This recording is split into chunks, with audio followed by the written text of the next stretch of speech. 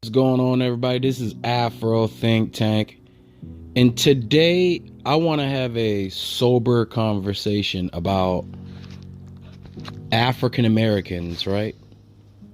And our impact on our brothers and sisters on the continent, our African brothers. And when I say a sobering conversation, meaning nowhere in this conversation, anything that I say is meant to artificially boost the one group over the other. I'm just going to tell you how it is, and I believe I have a pretty good perspective, because as an African American who has grown up in Washington D.C. DMV area with Africans who were first generation immigrants. My best friend was a Nigerian named Muhammad. I don't know where he is now, but back in the day that was my best friend, because he used to live in my apartment, and we used to hang out, and I did all manners of debauchery. Me and him, we got in trouble together. We did dumb kid stuff together, and we both grew up. I think he's probably doing very, very well right now. He had a sister, and that was his world. And they actually moved, and I lost touch with him. But I have experience seeing the inside of a African family as a African American child, growing up and seeing both dynamics. Also went to one of the most international schools in the world. I went to High Point High School. At the time, it was one of the most international schools in the world. Just happened to be located in Prince George's County, where anybody know about Prince George's County? That's where that's everybody. Langley Park, you talking about, you go to Langley Park and don't see English anything. That's El Salvador right there. Langley Park is El Salvador, Venezuela, Nigeria, Ghana, Jamaica, the Bronx, everything all mixed up into one place, right? So there's all manners of people, the immigrants of the people who come over here from various different countries, gather in these areas, and their children go to school. And I was amongst those children from all over the world going to school. So I've been around the world my entire life, and of course I've traveled all around the world, being in the United States Marine Corps. I've seen the real world. I've seen it. I've been here, and obviously y'all know I do my African thing. So y'all know I'm a traveler. So I have a lot of experience on representing African Americans. Me representing African American overseas. Especially being in the Marine Corps, it was very important for me to represent being an African American Marine overseas. When I have to represent myself, when I know I'm being lumped up with the rest of the Americans, the European Americans, and all the other Americans. And just if you've watched any Hollywood movie, you would see how it is to be a service member, an African American service member. We have to do twice the amount of work. We have to impress everybody, right? We always have to be on point, right? We have to know how to act in every situation. And we're talking about being overseas, right? So what I want to talk about is the real relationship and how Africans see African Americans, and how the world sees African Americans in real life, right? In real life, not in TV life, in perception of the things that we see on TV, and how the powers that be see that as a dangerous thing. Okay, so first, I just want you to understand that we African Americans, right? We African Americans. Everything I'm going to say are facts. All right, this is not opinion. So you don't get upset about anything that I say, because you'll only be getting upset at the truth. And there's no point in being upset at the truth. Just accept it. Okay? African Americans are nothing but a combination of all the different African kingdoms and tribes in West and Central Africa who are fighting and politicking and warring with each other. We are the result of that. We are those people, the very same people who were fighting each other, capturing each other as slaves and selling them to various European powers for goods and services, or for revenge, or for whatever political or economic reason, right? We got trapped for whatever reason. African Americans are the result of all those different kingdoms and what they did, right? Or how they got taken advantage of by the Europeans. Let's keep in mind it's the Europeans who overall did this to us, right? And do not put today's context of how life works on those days' context and how life works. So when you think of slavery in today's context, you're thinking about what the transatlantic slave trade, and that is your only basis for what slavery is. But as I've put many videos out, slavery or indentured servitude or any type of form of forced labor was an organized, usually civilized form of e-commerce back in those days. So most of the West Africans, even though they were fighting and capturing each other and selling their opposites or their enemies or their ops or their opponents into the transatlantic slave trade, they thought that they were selling them in a similar system at which they had. They did not know what they were doing until they found out it was too late. Okay, we all found out too late. But anyway, African Americans are a combination of those. So African Americans, the ones that ended up over here, we are the ones that rebelled against these European powers. We are the ones who fought back. We're the ones who got captured within war, fighting our other brothers and sisters at the time, not seeing each other as brothers and sisters. But we do fight as brothers and sisters, just like any group do, right? And we ended up over here, and we were a class of warriors, fighters, rebels. We were also architects. We were also mathematicians, scientists. We were scholars. We were religious clerics. We were everything. We were with the world.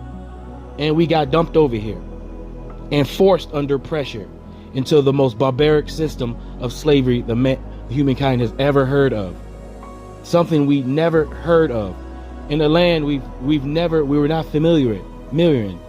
Being manipulated by people we don't really know. With technology we've never seen, destructive technology we've never seen before, like the gun and the cannon. You can't imagine what a cannon looks like to people who didn't have guns. It kind of looks like what the Israeli government and the military and the American government look when you're dropping those bombs on buildings to people who don't have anything but rocks to throw back at. That's what it looks like. The overwhelming advantage. If you want to see how easy it is to control, manipulate, move, kill, and terrorize a group of people for a long period of time, we have an example over in the Middle East right now.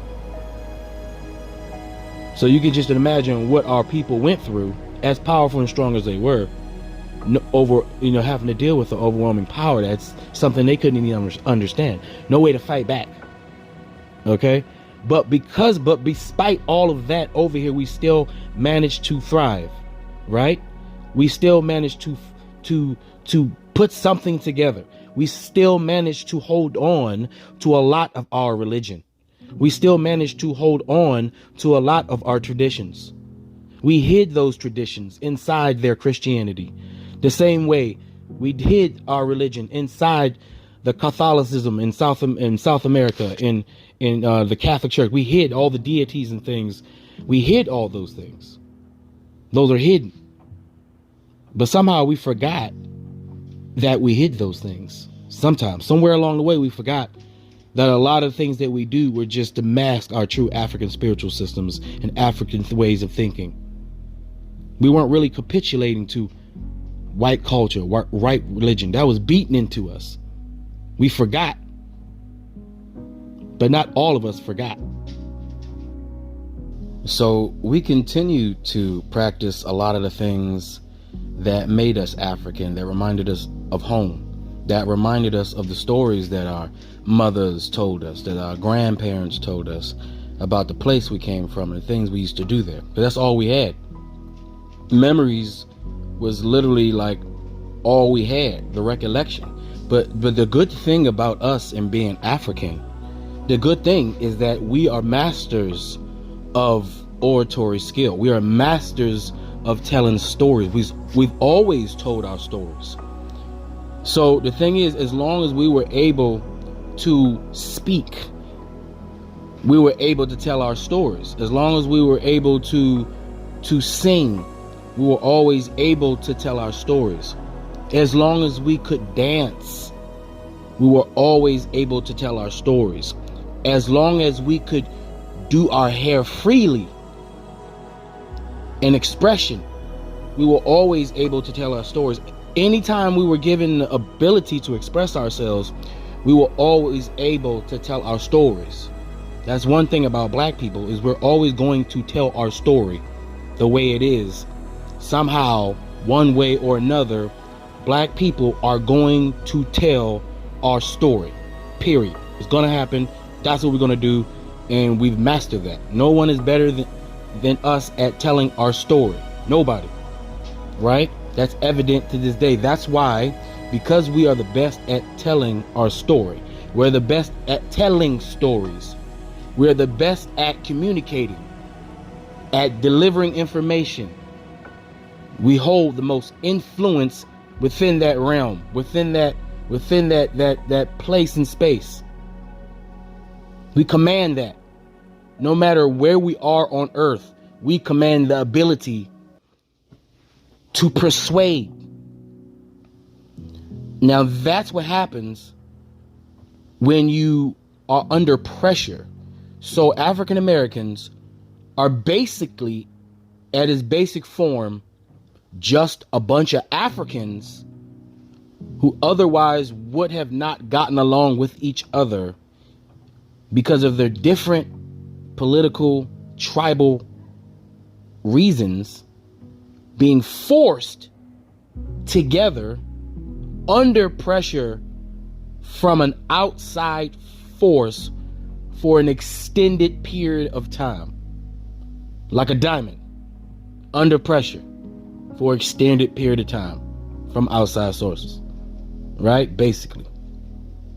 And as a result of that, we have forged under pressure many different inventions, many different arts, sciences, things that we already have proven in Africa that we are capable of doing, things that we were already doing amongst ourselves in our own societies over the millennia.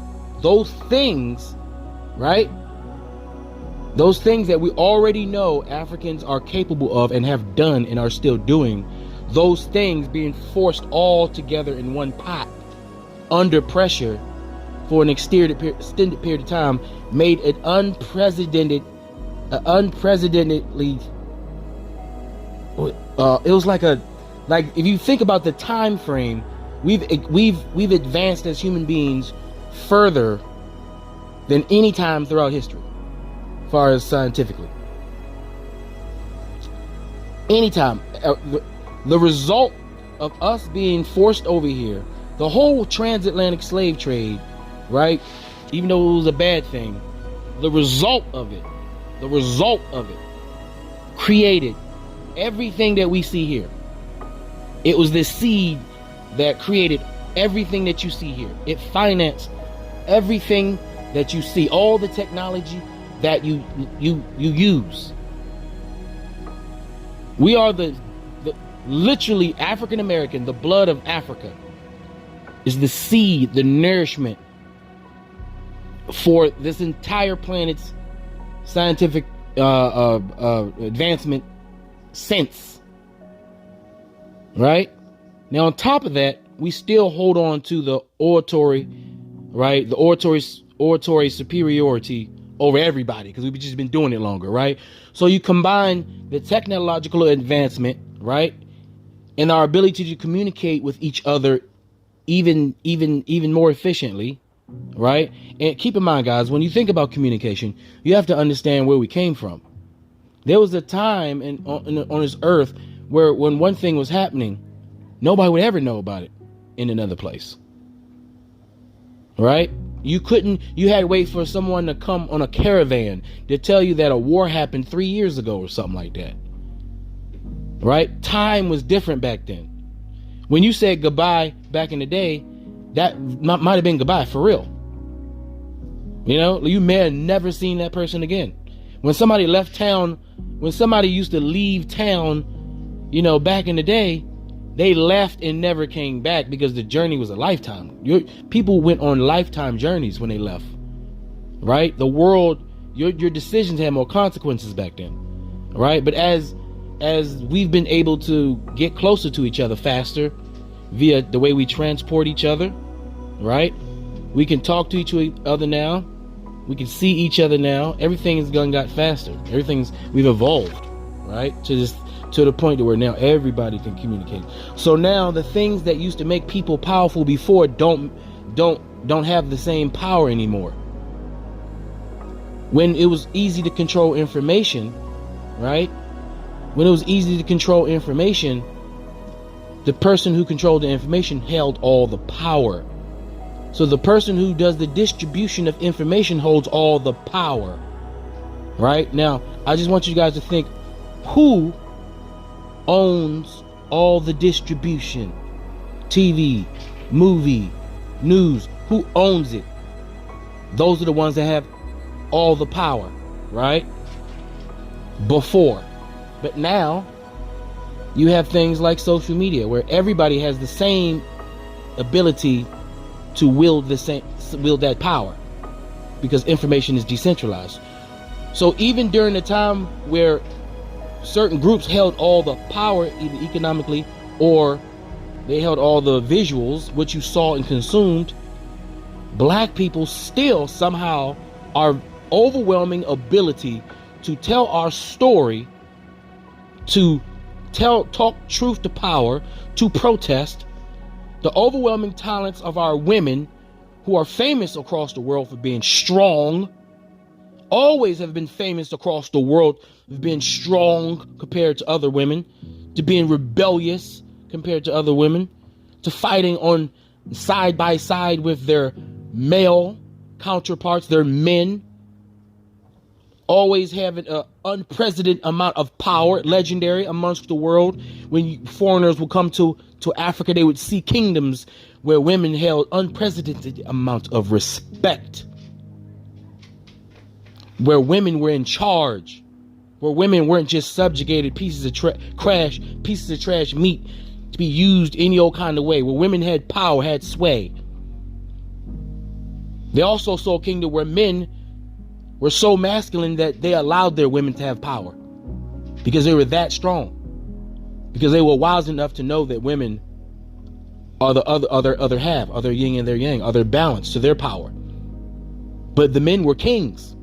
They saw true power at its natural form. They saw balance.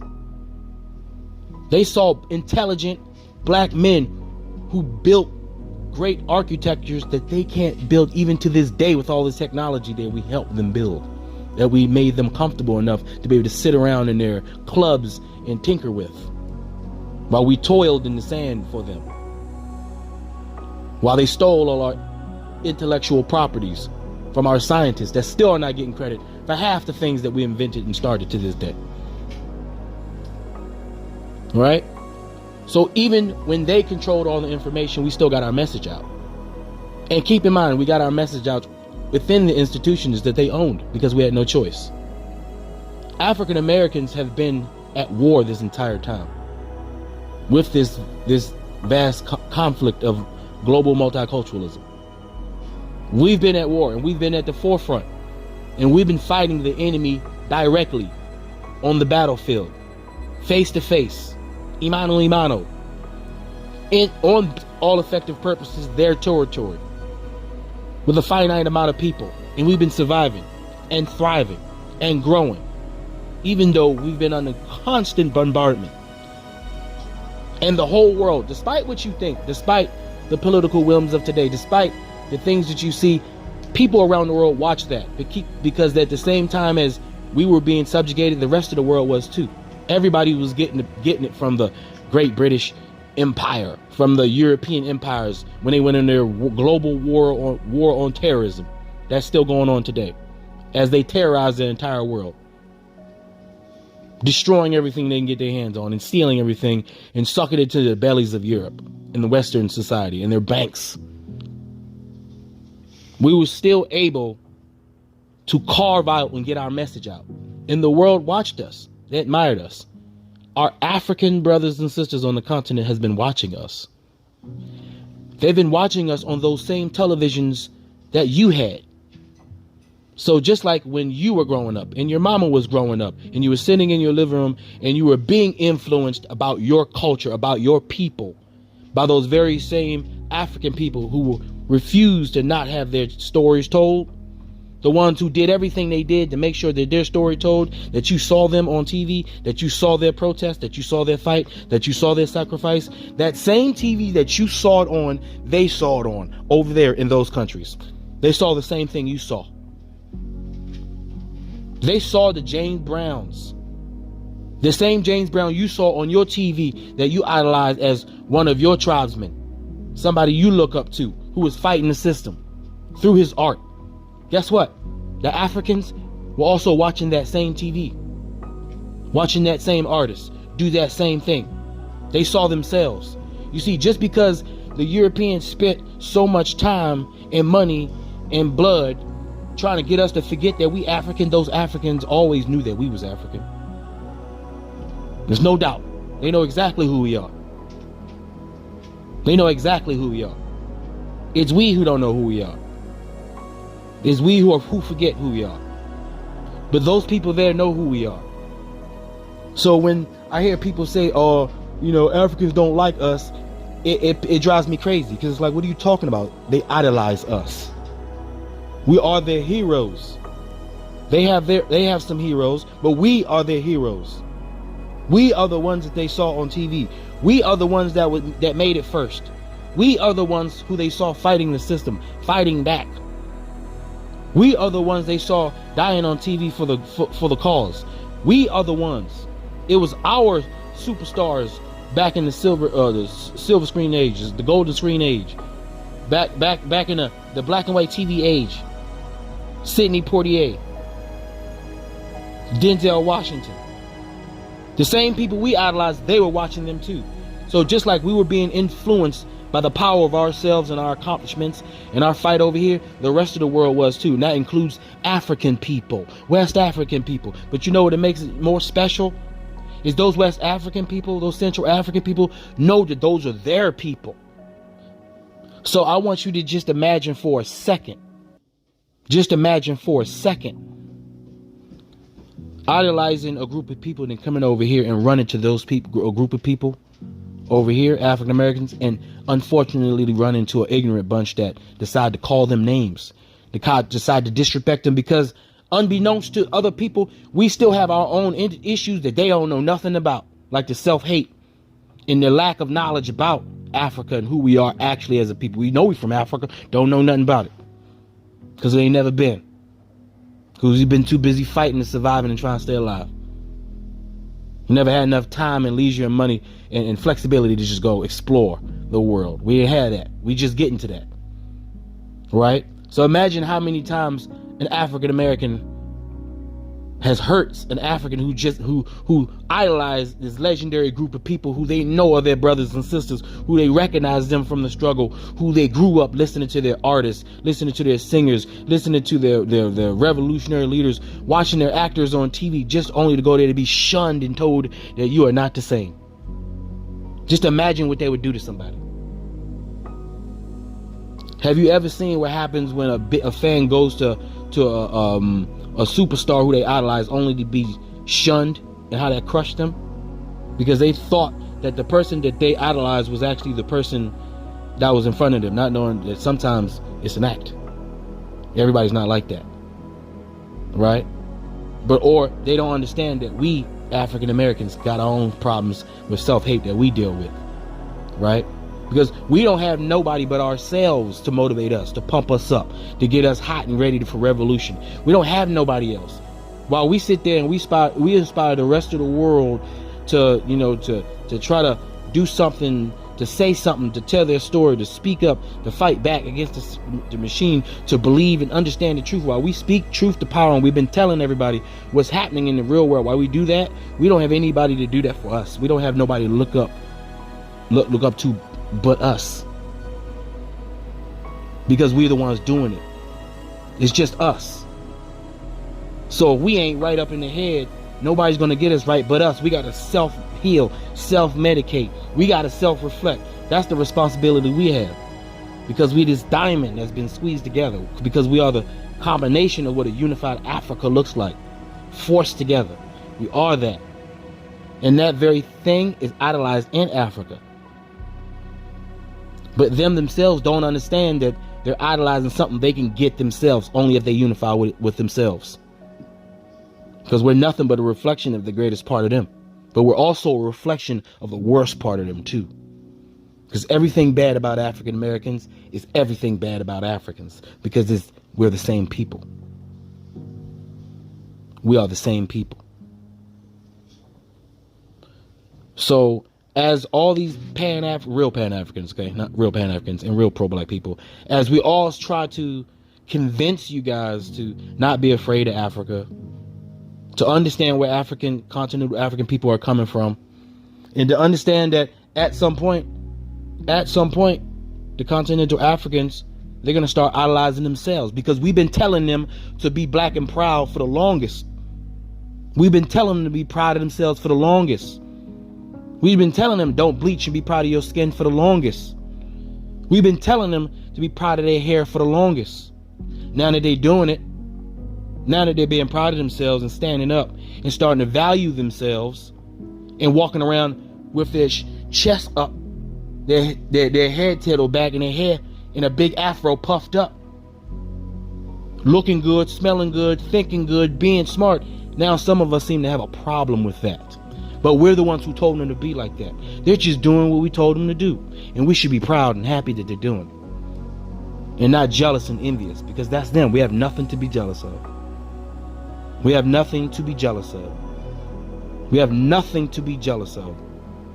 We belong to them and they belong to us. And the sooner we figure that out, we're going to be the better for it. But understand, African Americans, our influence as a culture is unrivaled. We have a culture. So when I hear people say African Americans don't have, if you hear any ignorant African say that African Americans don't have culture, understand he's saying it while steeped in African American culture, because that's how vast African American culture is. Clearly we have a culture, because our culture is the most dangerous thing on the planet, because everybody wants to control it, everybody wants to have it on its side, and everybody fights it whenever it sees that it's getting too powerful.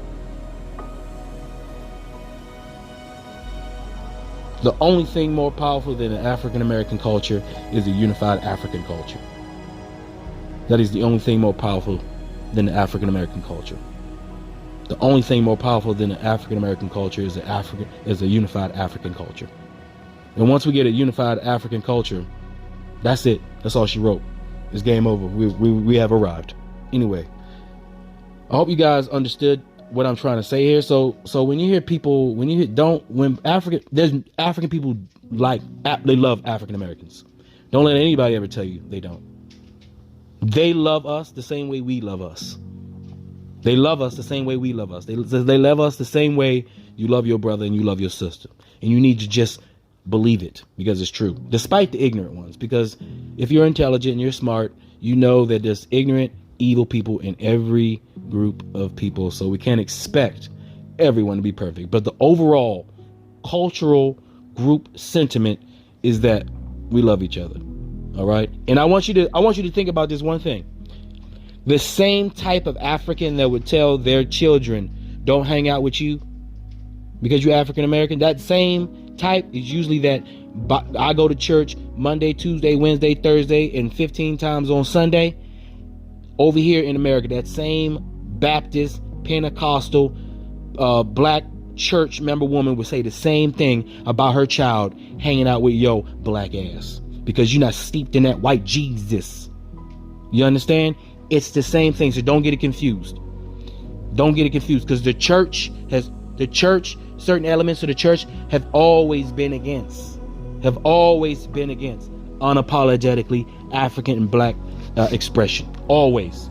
Even though the black church is steeped in black African spiritual tradition.